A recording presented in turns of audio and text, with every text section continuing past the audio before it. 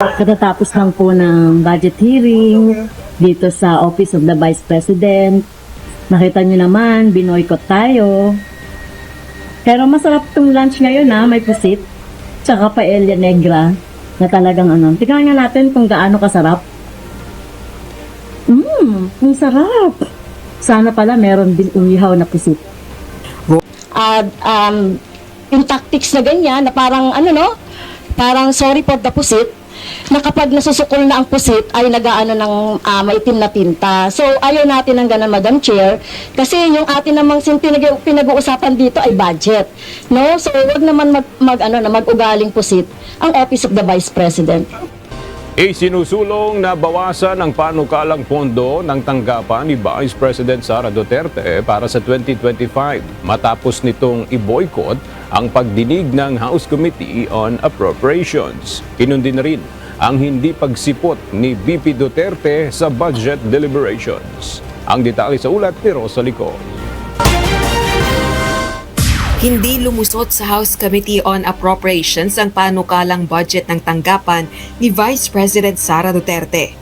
Sa pangalawang pagkakataon, ipinagpaliban ng House panel ang pagtalakay sa budget proposals matapos hindi siputi ni VP Duterte ang pagdinig at wala ni isa mang kinatawan nito ang dumalo.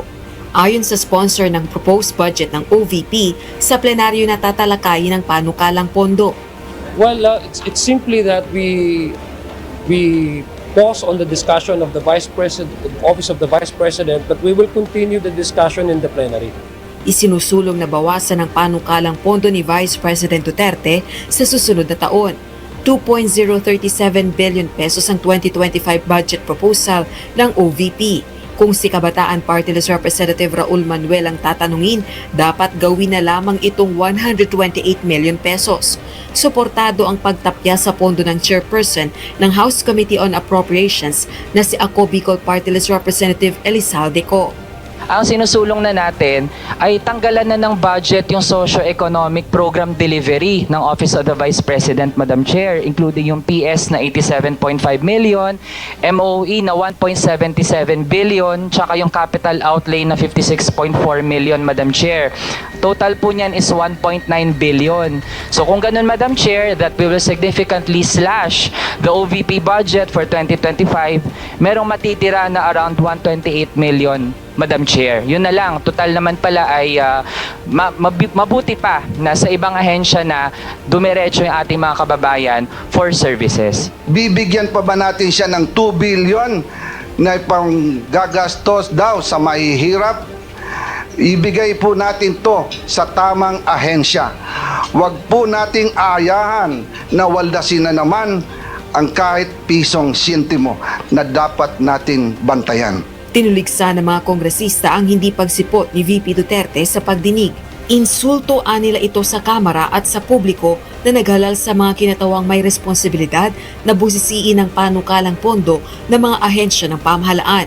And because she is not present, she is actually insulting the second institution that should scrutinize the budget of the Vice President. And I do not care even if she is the Vice President, Madam Chair. I will not allow that Congress will be insulted by the head of any agency.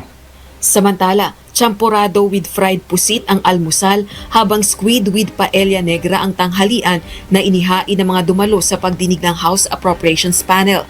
Nagtrending ang pusit nang ikumpara ni Congresswoman Castro sa squid tactics ang pagtanggi ni Vice President Duterte na sagutin ang mga tanong ng mga mambabatas kaugnay ng paggamit ng pondo nito noong August 27, 2024. Katatapos lang po ng budget hearing dito sa Office of the Vice President. Nakita nyo naman, binoykot tayo. Pero masarap itong lunch ngayon may pusit. Tsaka paella negra na talagang Tignan nga natin kung gaano kasarap. Ang sarap. Sana pala meron din umihaw na pusit. Madam Chair, kasi parang... So let's please proceed with the answer. Point of order, Madam Chair, kasi parang siya yung nagpe-preside Yes, May that's ganun why talaga ang buhay, ma'am. Kasi inuutusan mo yung Vice President. secretariat natin sa Committee on Ganyan talaga. Appropriation. Yes, Alam some di ba? parties, yes. Okay. Madam Chair, I do not understand bakit a person convicted of child abuse is still sitting in a seat Point of of the order, House Madam of Chair, ito yung sinasabi Representatives. natin. Well, as you can see, no, sa napapansin natin doon sa ating mga netizens, doon sa mga sa baba na nakakausap namin, and even yung mga supporter niya dati ay nadismaya na sa kanya. No, talagang nata-turn off na doon sa naging pinakita niyang tunay na ugali niya, no, sa against us sa House of Representatives at saka yung mga ginagawa niya sa ngayon. Kaya talagang titimbangin pa rin natin, no, baka tama nga, no, baka lumabas siyang underdog. Pero pinakita naman niya yan nung last hearing, hindi naman gano'n yung naging tingin ng mga kababayan natin based doon sa ating nakikita sa social media at sa pagtatanong natin sa ating mga mamamayan sa baba. All right.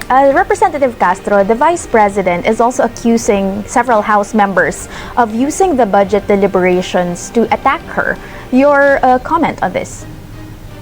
Well, feeling niya lang yun, no? Kasi ayaw niya talagang sagutin yung mga tinatanong ng mga kongresista. Kaya tingin niya, inaatake siya. Pero nakita niyo naman, ano, on the level naman ng mga pagtatanong. Well, in fact, naging cool pa nga yung ating mga kongresista. Nasa ano lang naman, nasa budget lang naman ang usapan. Yung mga tanong ay regarding pa rin sa budget. So, hindi ito attack politically, sa bahagi namin. Tingin ko naman, naging rational din naman yung mga kasama natin sa Committee on Appropriations. Itong mga tanong naman nila ay talaga napaghandaan naman talaga nila. So, sana naging open lang ang Vice President sa mga tanong kasi talagang kahit naman sinasabi niya na kahit naman sinasabi niya na opportunity niya raw, yung lost opportunity niya, yung sinasabi niya na pinapaubaya niya na. So, hindi ito yun eh. Dapat meron siyang obligasyon, meron siyang sinumpaang oath of office na susunod siya doon sa mga legalidad, sa batas at sa mga proseso, lalong-lalo na itong budget. So siguro feeling niya lang 'yon dahil naging hindi niya nakakampi ngayon yung mga kongresistang nagtatanong ng mga gusto nilang itanong sa budget. Ano po yung balak niyong i-raise during the third hearing of the OVP's proposed 2025 budget? Well, pag dumating siya, tatanungin ko ulit yung confidential funds, yung mga observation ng COA doon sa budget niya for 2023 and 2024. So, yun yung mga plano namin itanong. Mm-hmm. What keeps you, ma'am, hoping that the Vice President will still attend House deliberations? Well, sa bahagi ko, parang hindi na ako maasa na darating pa siya. Hindi po ba parang futile attempt yung pagpapatawag pa ng third hearing considering na she's quite adamant on not attending any of these House hearings? Well, that's not final naman. There will be an executive meeting of the Committee on Appropriation this morning. At baka mapag-usapan yan kung itutuloy pa yung third hearing with her, with her budget. Kaya we will see later kung ano yung magiging decision ng committee. Okay. So hindi na po sure on whether or not matutuloy pa yung third hearing. Oo, pag-uusapan yan ngayong umaga. Ano po yung considerations on not pushing through with it aside from her absence? Well, alam mo Kat, nung first, yung second na hearing, hindi na rin ako talaga umaasa dahil sa naging attitude niya. Pero yung third hearing pa kaya. So, tingin ko, baka i-suggest ko na wag na mag-third hearing. Diretso na sa plenary and we decide kung ano na yung magiging budget niya. At ayun ang propose ng House of Representatives at baka mabago din yan pag nagkaroon ng Senate hearing or magkaroon ng yung sa BICAM.